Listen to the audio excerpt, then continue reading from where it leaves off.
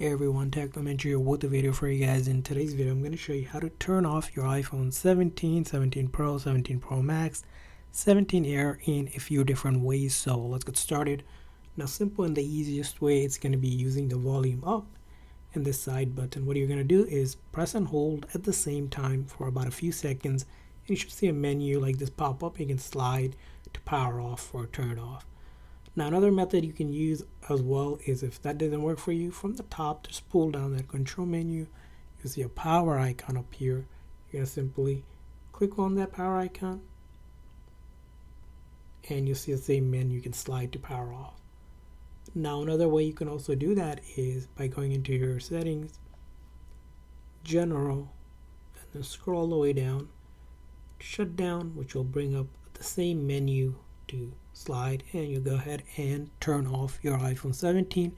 Additionally, I didn't mention you can also use Siri to turn off. Just simply say, hey Siri, turn off my iPhone, and it will also turn it off.